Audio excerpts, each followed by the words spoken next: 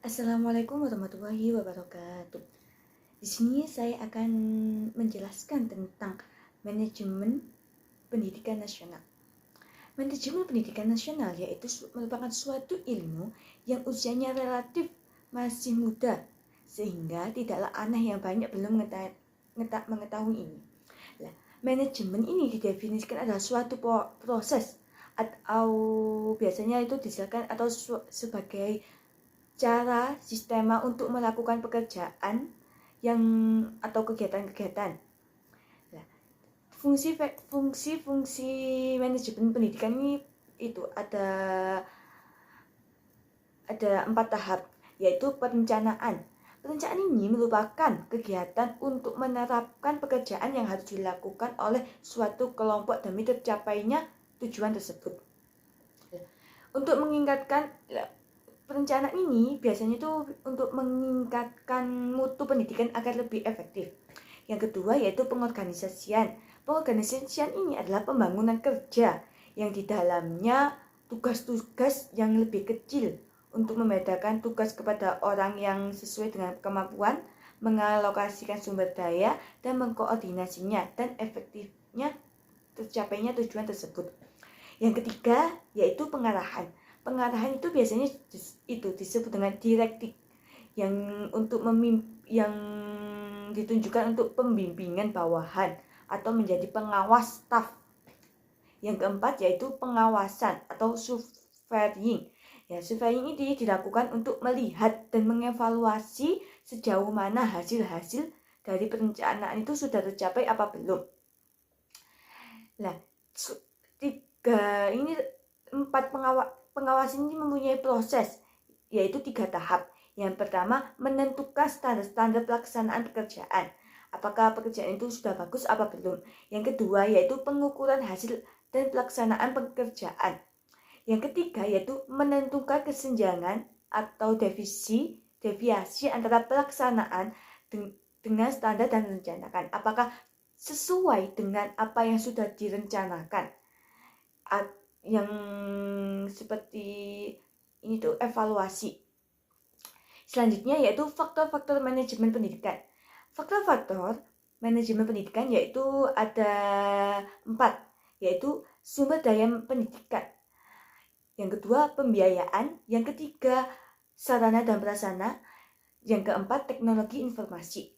Yang pertama, sumber daya pendidikan. Sumber daya pendidikan adalah seluruh manusia atau organisme yang terlibat dalam pendidikan itu, seperti pimpinan, peserta didik, pendidik, tenaga administrasi, atau sebagainya. Yang kedua yaitu pembiayaan. Pembiayaan ini kemampuan internal sistem pendidikan untuk pengelolaan dana-dana secara efisien. Yang ketiga, sarana dan prasarana. Sarana dan prasarana ini merupakan sistem undang-undang pendidikan nasional yang menjelaskan bahwa sumber daya pendidikan adalah segala sesuatu meliputi tenaga pendidikan, masyarakat, dan prasarana pendidikan. Nah, sarana pendidikan ini segala sarana fisik yang kegiatannya pendidikan. Nah, prasarana pendidikan seperti bangunan sekolah,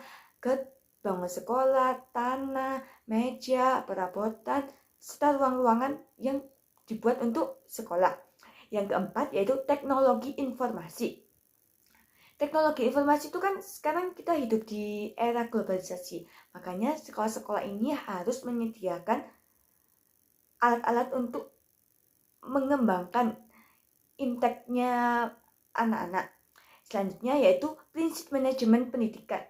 Nah, prinsip manajemen pendidikan itu ada 5, yaitu memprioritaskan tujuan di atas kepentingan. Kita harus memprioritaskan itu, mengabdilah dalam kurungnya, yaitu lebih mengutamakan kepentingan mekanisme kerja daripada pribadi kita. Yang kedua yaitu mengkoordinasikan wewenang dan tanggung jawab. Yang ketiga, memberikan tanggung jawab pada personel sekolah yang sesuai dengan sifat-sifatnya. Yang keempat yaitu mengenal secara baik faktor-faktor psikologi. Kita harus melihat bagaimana psikologi di sekitar kita, yaitu manusia-manusianya gimana psikologinya. Yang kelima yaitu relativitas nilai-nilai. Selanjutnya yaitu pengertian manajemen tenaga kependidikan. Manajemen tenaga pendidikan adalah merupakan kegiatan yang mencakup penataan norma, standar, prosedur, pengangkatan, pembinaan, penata laksanaan, kesejahteraan, dan memberhentikan tenaga kependidikan sekolah agar dapat melaksanakan tugas-tugas secara baik. Nah, tujuannya ini tuh untuk mencapai sekolah yang berbasis baik. Pendidikan ini bertujuan untuk mendayagunakan tenaga kependidikan secara efektif dan efisien untuk mencapai hal-hal yang lebih optimal. Nah, jenis-jenis tenaga pendidikan ini sangat banyak, yaitu pertama, tenaga struktural, yang kedua, tenaga fungsional, yang ketiga, tenaga teknis kependidikan. Sekarang kita akan membahas tentang tenaga struktural. Tenaga struktural merupakan tenaga kependidikan yang menempati jabatan-jabatan efektif, yaitu efektif umum, yaitu pimpinan. Nah, pimpinan ini yang pertama di tingkat sekolah, yaitu kepala sekolah, wakil sekolah, kalau di madrasah ya. Yang kedua tingkat pusat, yaitu menteri, wakil menteri, sekjen, kepala biro, dan seterusnya. Yang di tingkat provinsi yaitu KKW, kepala dinas, sekretaris kepala dinas, kepala subdin, kepala subbab.